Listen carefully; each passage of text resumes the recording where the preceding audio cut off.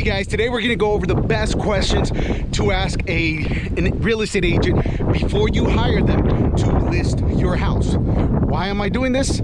Well, statistically, homeowners only interview 1 to 2 agents before hiring them. I'm gonna suggest to you, you interview 3 to 4. And I think the reason why most people don't interview more agents is because they don't know what to ask. So today, we're gonna go over the best questions. Now, if you hear me huffing and puffing, it's because I'm going up a hill. Getting a walk today. Let's go. Question number 1, what are the costs? You should have a breakdown of all the costs and fees associated with selling your house and how much you're gonna walk away with after the sale of your house. Now, just so you know, the biggest investment that you're gonna make is the commissions, escrow fees, and title fees. All right. Question number 2, can I cancel the agreement? What happens if we get into a commitment contractually and I'm not happy with the services you provide? What options do I have? That's a good question. Question number 3 is show me your track record over the last 18 to 24 months. You want to know the agent has the experience to fulfill the result you're looking for. And again, sorry for me huffing and puffing, guys. This hill is pretty steep. Next question is how will you arrive at the suggested list price? Not how much do you think my house is worth, is how did you come up with the number? Did you look at comparables? Did you look at the square footage of my house, the location, the school district? What elements did you take into consideration before coming up with the value of my house? It's a good question. It's gonna evoke a lot of conversation. So that's always a good question to ask. Next question is, will you also represent a buyer? Meaning, if somebody submits an offer through you, can you represent us both? And what benefits does that have to me, the seller?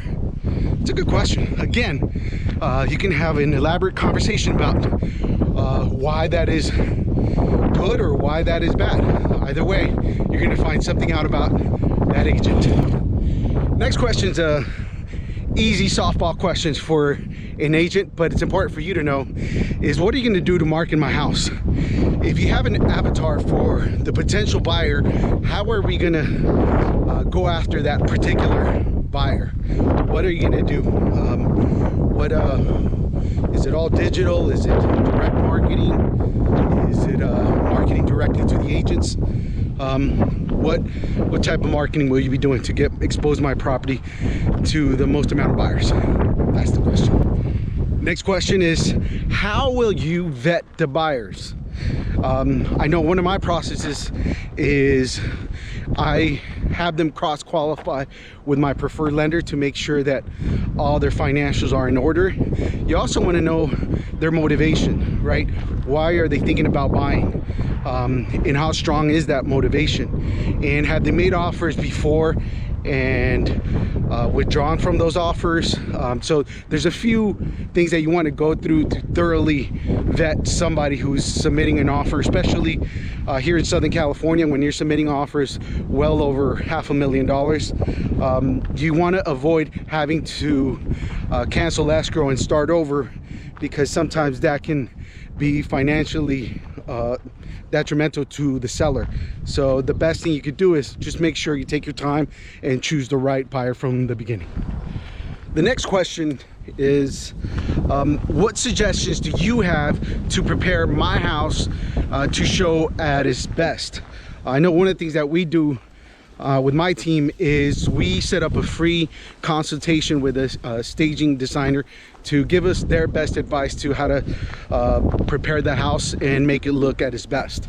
But that's always a good question because ultimately you only get one opportunity at a first impression, and you want to make sure it's a good one.